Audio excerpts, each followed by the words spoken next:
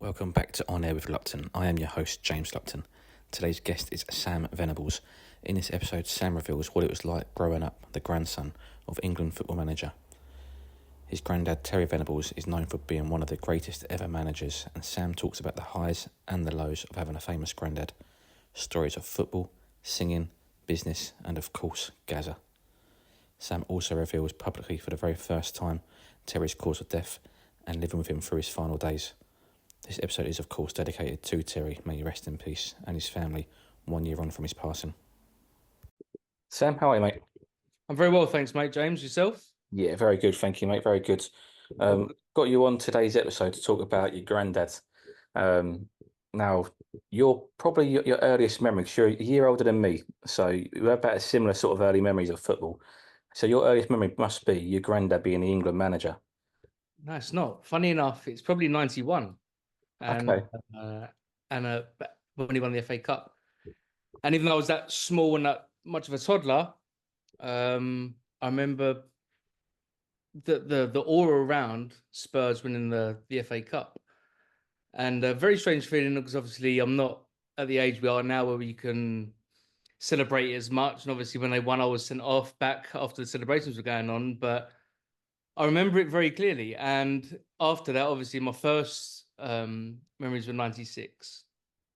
And 96 for me were filled with memories and probably my best memories ever with my granddad. A very special time. And I think if you hear the whole country or players or anyone around that sort of time, they'd say it was the best time, footballing time they've been involved with. So, yeah, very special times. But yeah, no, 91 for me. As I say, I do remember, and 96 for me, and then I remember it strongly. Well, let's start then with 91. Obviously, I think it was a semi-final. GAZZA scored that free kick, Yeah. put him into the final. Obviously, won the FA Cup. I think it was his second major trophy he had won. He had won the La Liga with Barcelona before that. And I Yeah. think the FA Cup was his second sort of big major trophy in football management. You mentioned that was your earliest memory. Obviously, for you growing up, he was always a football manager. So for you, it was no different. So from the outside, we look and go, wow, your granddad's this football manager, England, Tottenham, Barcelona, whoever it may be at the time. Yeah. Well, but for you, it was no different. You knew nothing else. He was always a manager for you growing up. At what point did you realise how important he was in the sport and to other people? The honest answer there, James, I never did until he passed away. I never realized how important it was because my whole life was just he was my granddad. And going out with him and in certain scenarios, if you like, you go out for dinner with him or you go to a Chelsea game, whatever you do, you realize people want autographs and photos, whatever. But you don't take on board that he's in the position he's in. It's just your granddad. So you're very lucky to be in that position.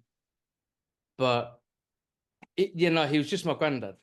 He was just my granddad, and it's mad. You say, for example, we go to Chelsea, and my granddad was a character, and he always said to me, without fans, I'd have nothing at all.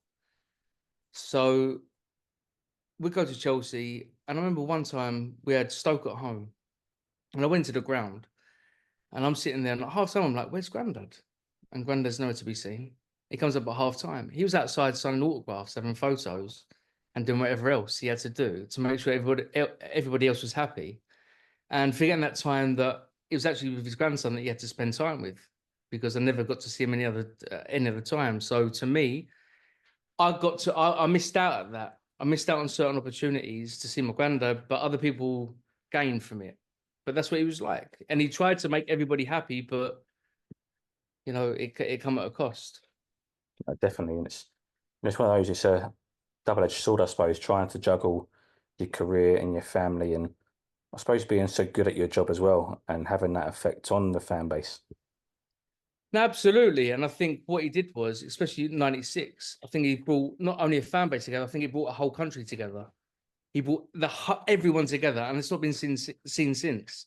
And if we go back to the summer we've just watched now, although we were together, the feeling of the country wasn't the same. It was nowhere near the same. But what he brought together, and especially after, it's funny, I was just reading, listening to a video last night, funny enough, on Hong Kong. And when everything went wrong out there, just before the tournament, everybody went, tournament's going to be over. It's no one's going to fight. It's finished. Every single one of those players fought for him. They worked and they owed him. And that's what McGrandadd was good at doing. He got the best out of players because they respected him. And he was the best man manager, in my opinion, not being biased, but tactically and as a man manager of getting the best out of what was given to him. And what he did with the country was bring everybody together. So You mentioned about the man management, and obviously he had that connection and relationship with all the players, not just a couple, but with all of them. But also going back to what you mentioned a moment ago, how he had that connection with the fans and everybody else as well involved in football, and yourself and your family. Do you feel that he used that skill to his advantage with everybody that he learnt from maybe at home growing up and things like that to bring it into football? absolutely, I think his parents installed into him, and his mum, especially, said to him, "If you're not going to be a footballer by the time you was, I think 15, if you don't get a contract, sorry, by the time you're 15, you're going to be a doctor or going to something else." And I think that pressure that he was put under stayed with him for the rest of his life. It was something that really, it was a goal setting thing for him. If I can't achieve this, I can't get there. And I think most people now look at something and think that goal can last forever, and there's no time scale on it. Where with him, he knew exactly when he had to do it and how to do it, and he created a plan within himself, especially as a manager. So even on the pitch, if there's a problem on the pitch, we'll find a solution. If there's a problem at home, we'll find a solution. If there's a problem here, so yeah, I think for him it stems from when he was a lot younger, and I think throughout his whole life he used it, and it does come into the family because even down from him talking to me when I went to boarding school, very lucky to go to boarding school, and he'd put me under pressure and go, "Sam, you've got to do well at this, you've got to do well at that, you've got to do well at this, you've got to do well at that." But for me, I just wasn't great at goal setting. I just could not do it. But I couldn't create the plan like he could. And I think that's why it made him special. And if you look at other managers, and I'm not naming names, but other managers we know, they can't do what he did and they can't replicate what he did. And it's a gift. And you're very, very lucky if you've got what he had. It's an ability and a absolute godsend if you can put onto others what you've come from, which he was able to do, which I'm not somebody that could. We mentioned his abilities and his skills as a manager. I'm going to read your quote here. Without doubt, the most technically gifted British coach we've ever produced.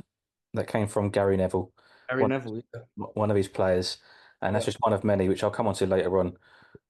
But when you hear those tributes for your granddad and these things and these kind words said by the players who worked with him, who were probably closest to him day in, day out at club or country level, does that make you proud? Extremely, so proud, and it does. I know for his two daughters as well, obviously my mum and my auntie, it makes them extremely proud as well. It's something which, when he passed away, and still to this day now, I listen to repeatedly. I love listening to the tributes. The Neville one, funny enough, I listened to not long ago at all, last week, and it's something I go and repeat with because it's something I tried to take those attributes that people think about him into my life.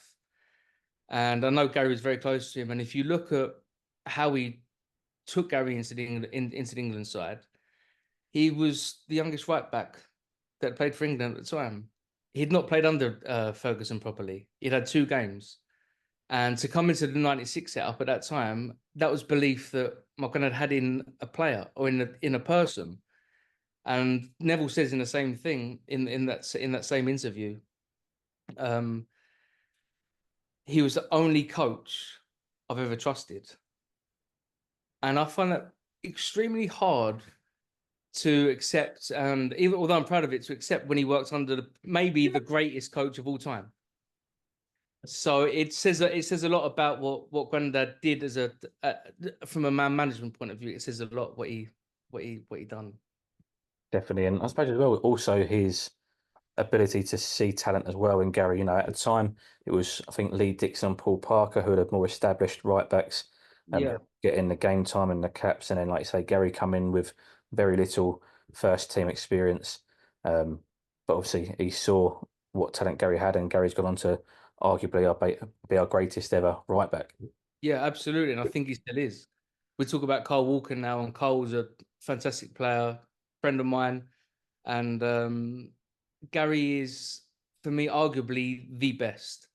But I think when you work under two great coaches, and it's taking nothing away from Sir Alex, he was amazing in what he did, but he got the best out of him tactically. My granddad got the best out of him from a mental point of view. And I think without having both sides, I don't know if Gary would have had what he had and the career he'd had.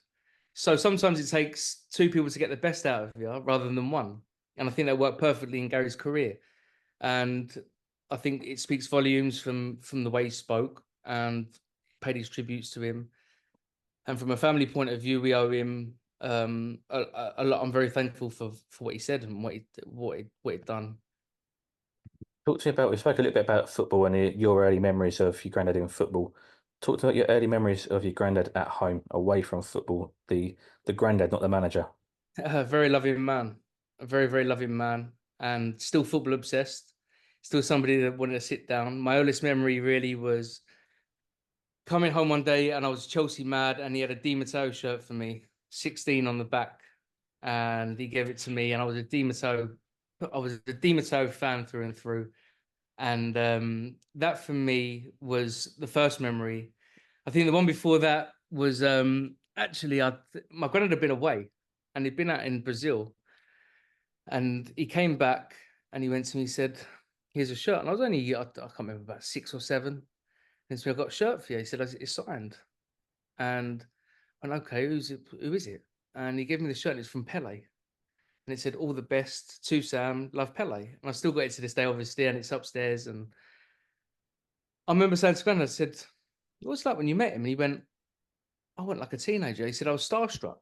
It says it's like meeting the Spice Girls. He went totally into something else I'd never seen to him before. But he was a soft touch. He loved his music. He loved just being a family person. He loved being around dogs, singing, and just doing normal things. And I think if you saw what Granddad would do, he lived in the heart of London, but he would walk. He wouldn't get cabs. He'd walk. And most people now will get cabs and they will do their best to avoid the public, where Granda wouldn't. He never would. He would walk the streets, speak to people about football, spend his time with them, because he was just an ordinary guy on the street, and he was no different at home. He was just that loving, caring grandfather, that loving, caring husband, father. That's just the way he was. So yeah, he was just an old East End boy that had done well with good morals, and it had succeeded in a highly successful sport. You mentioned he loved his music. He's, I mean, almost probably on par with football, I suppose, at times. He really did love his music. Obviously, he ended up releasing a single and things like that. But Yeah. he, I think he potentially done an interview one time. I said, "What would you do if you weren't a footballer?" He said, "I'd love to be a singer." Um, how big a part of did music play in his life? Huge, absolutely huge. And I think when he bought the nightclub, he had a nightclub in the West End called Scribes, and it was a karaoke bar. Funny enough, my mum worked there and did the music side. But my granddad, for him, yeah, music was an important part of his life. And it's funny because it's an important part to my life and now my daughter's life as well. And I think it's just followed through. His mum was Welsh, and I think that's where he probably got his voice from. It's that Tom Jones, whatever you want to call it. But music was a massive part of his life, and Nat King Cole and all that sort of era, he absolutely loved. But it was something that kept him going. And I know in his personal life as well, away from from football and away from family when he was on his own, it was music that was on. And yeah, so we've all got our own things, haven't we?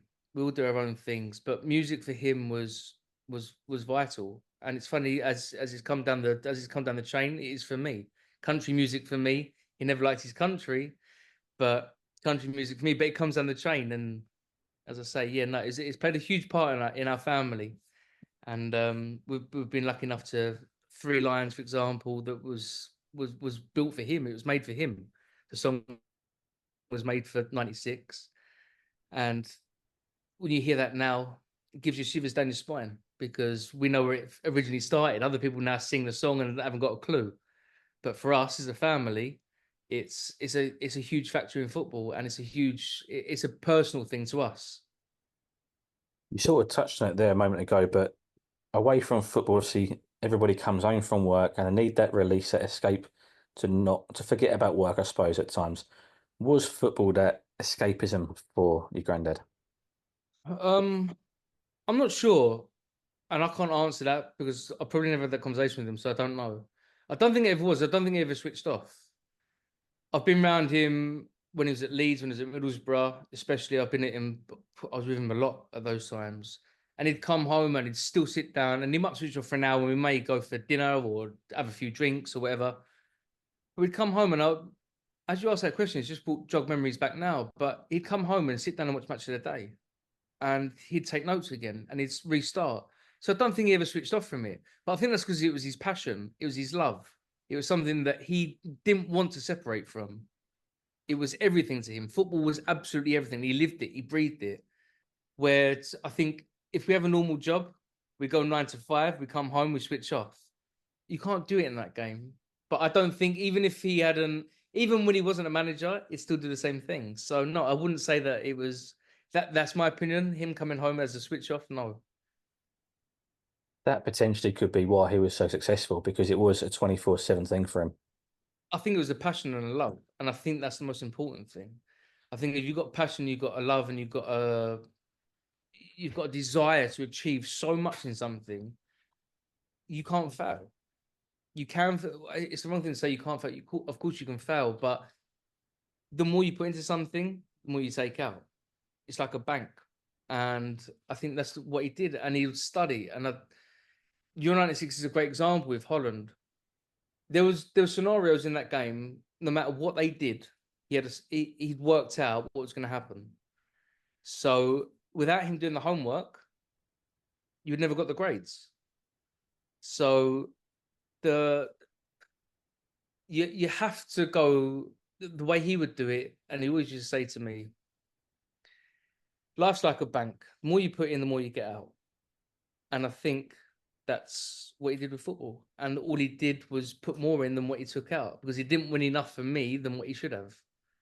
But that's football for you. Football's a strange game. You look at Jurgen Klopp now, one Premier League title in 9 years. It doesn't show how great a manager he was. And it doesn't on my granddad's resume. It doesn't. It doesn't look what he'd done. But if you look from what he'd done as man management and what he'd achieved and brought countries together, brought Barcelona together, brought Spurs together, that's a great achievement. But not always you've got silverware on the table to prove it. You mentioned about the nightclub that he had. He had a few different business ventures away from football, some successful, some not so successful. But did his drive and determination inspire you growing up? Absolutely. 100%. I think I could never. The one thing I've always found difficult is that you can't stay on par with where my granddad got to. So my granddad got to a certain level, and no matter what I did in my life, it was very hard to keep up with. So whether I was going to be a banker, I was always going to be in Terry Venables' shadow. If I was going to be a dustman, I was always going to be in Terry Venables' shadow. It doesn't matter what I do, I'm always going to be Terry's grandson. And unless I'd gone on and been a Ronaldo and overachieved him, I was always going to be something that's less. And it's something I have to deal with personally. And it is difficult at times. It is hard. And it's something that's affected me my whole life. But I also look at the other side and I look at it positively and go, I wouldn't have been as successful as I've been now if it wasn't for being around him and taking his attitude towards stuff. So there's benefits and there's cons to both, James.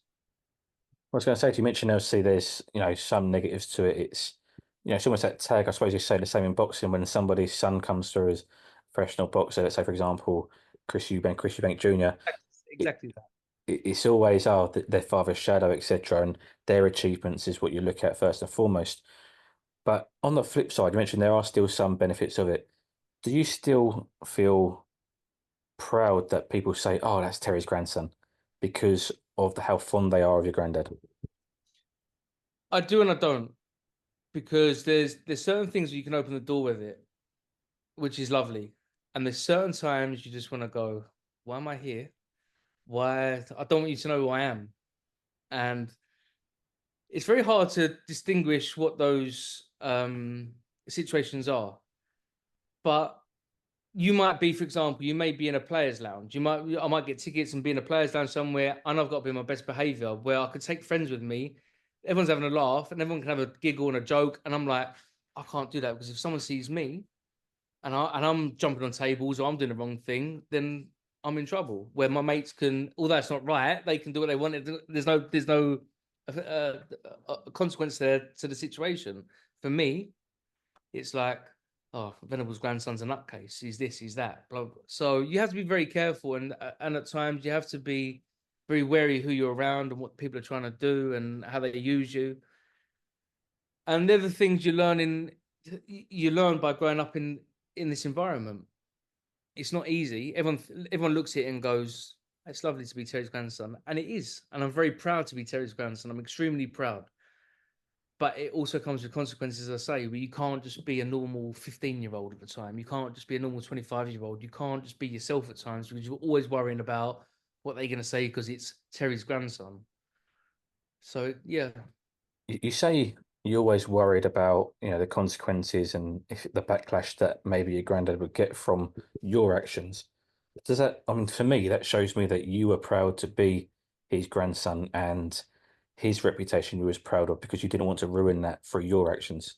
yeah, absolutely. I'd never want to ruin it. What he created was a legacy, and I'm so proud of what he'd done, and I'm so proud, and I'm so lucky that I've got friends at Chelsea, I've got friends at Tottenham, Palace, I've got friends all over football due to him. And I would never want to put myself in that situation where I go, I've tarnished it, I've ruined it. So I was trying to be on my best behaviour. And I know there's certain people around in the game that I can go and have a drink with and have a laugh with, and it's never going to come back on me. And I know there's others which I'm around that I go, oh fucking no, I've got to be a little bit careful here. But that's part of the territory. That's what it comes with. But no, his legacy and what he created is so important to me. It's so vital to me and my family and even my daughter growing up, that nobody, you can't, as I say, you can't not put a step wrong. We're all human. You're always going to do the wrong thing, but there's certain things you can put a foot wrong with, and there's certain things you can put a double foot wrong with, and that's where you got to be very careful. Definitely. I want to come on to the later part of his life and his illness and living with that and seeing the deterioration and the sad side now. I don't think it's been made public knowledge what his illness was. It's a long illness. If you want to disclose it, it's up to you completely. I know we've spoken before off air about it.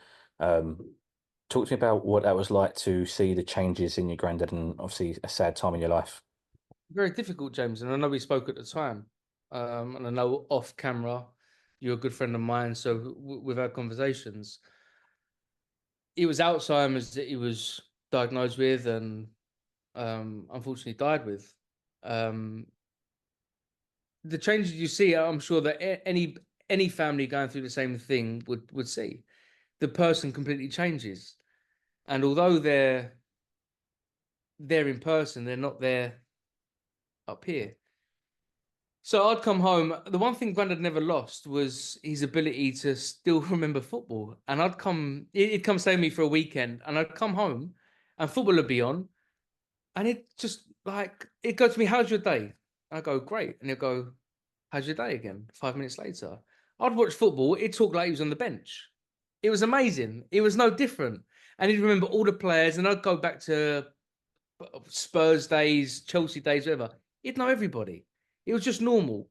But it was other sides to his life, unfortunately, that the memory loss had settled in.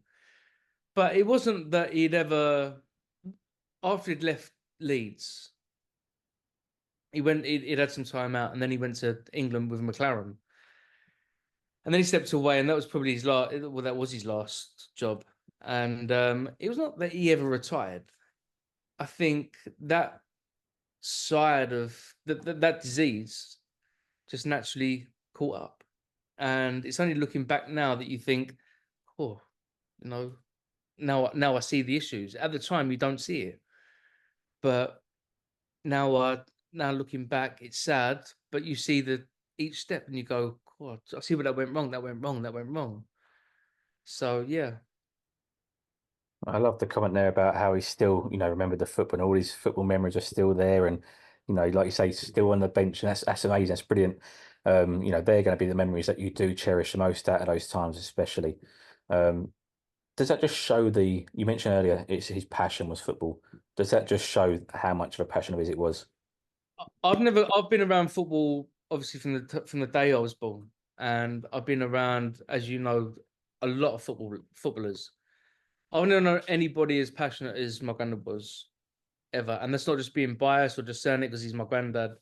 I've never come across another man involved in football that loved football like my granddad did, and that's probably why he was kicking up, you know, little tennis balls at the lamppost at however old and doing whatever. There was always a passion with my granddad. He just had a natural passion for football. And some people play it now, and you look at Ben White. I'll use Ben White as an example. Someone who's called up for his country, and I don't want to name names in the way that I want to slag him down on this podcast. But Ben White isn't interested in playing for his country. My granddad would never, ever, ever have turned down his playing for his country. There's a reason he played for it, and he's the only person that ever played for every single level for England. There's a reason for that, because he would never turn it down. And now you got players, the modern day player that wants to turn down going to Euros because you're going to sit on the bench. So I find it very difficult. And so my granddad, if he was here, he's not one that would sit there and go, "Oh, don't do it. Listen, you make your own choice." But he'd find it very difficult to turn your country down, and it's something that don't sit well within me, especially being around the likes of GAZZA, who wear their heart on the sleeve for their country, or Gary Lineker, Neville, whoever you want, the people, guys I've grown up with, that their country's everything to them. And my granddad was certainly one of those, but I think he was the head of that. And I think these boys underneath him learned that from his passion for playing for their country, where now you don't see it from the manager. You don't. We mentioned earlier the quote from Gary Neville. I'm going to go through a few of the other tributes that were made Yeah. from the footballing world. He was not just a coach or just a manager, but a friend. He was charming, charismatic, witty, but also tough, and that's what you needed to be. He understood football and had an incredible football brain. So that was Gary Lineker. Yeah. Alan Shearer posted online, extremely sad news. I owe you so much. You were amazing. Yeah, I mean Gary was, and it's funny we see him at the tribute to England against Brazil, and Gary was somebody that my granddad loved. He took him from Barcelona to Spurs, or Spurs to Barcelona, and then Barcelona to Spurs, and they built up a great friendship. And even through the week, while I was out there in between games, which this is unheard of now, but Gary and my granddad would go out for dinner 2-3 times a week. They'd go out. I mean, can you imagine a scenario now where the player goes out with the manager and their wife and the children? It just doesn't happen. But over there, he made that they become friends. So it was more than just boss and player. He developed him into a better player, in my opinion. And Gary says the same thing. But he also developed a relationship with him as a friend. And I think that's where the key is to where my granddad was the best. He made people his friend. He made people on side. And the same with Shearer. Shearer wasn't scoring. He took him into 96, made him his captain, and he was a top goal scorer. He had an ability that you can't. It's just a gift. You just can't lay it down and go, if you go and learn this at uni, this is what you can do. It was a natural ability, and it's something that you can't reciprocate, because if you could, then I would have done it. It's just not something that you can do. You mentioned the tribute game, England versus Brazil. and they dedicated that game to your granddad. What was you was there? I was there. What wasn't the result he wanted, but Absolutely. what was it like to, the fact that that game was dedicated to your granddad, and I know your family were there with you, and he was on the big screen, etc. What was that like? Extremely emotional. Extremely emotional. And do you know what, James? I never thought I would be emotional. But we stepped in and it was lovely. We had a dinner for 300 people beforehand, and all the 96 squad were there. And it was great to see all the players and whatever. Yeah, it was brilliant. But when you actually stepped out into the stadium and they start singing El Tel, El Tel, El Tel, it really hits home and you realize what it meant. And that's when I said to you earlier in this first question, when you asked me when did you realize, it was only really when he passed away what I realized what he meant to everybody else. And that's when I sort of fell on and went, what, bloody hell, it's a big thing here. But no, that day was great. I know, huge thanks to Jane at the FA and Debbie, who looked after us incredibly well, looked after the family, put an amazing day on.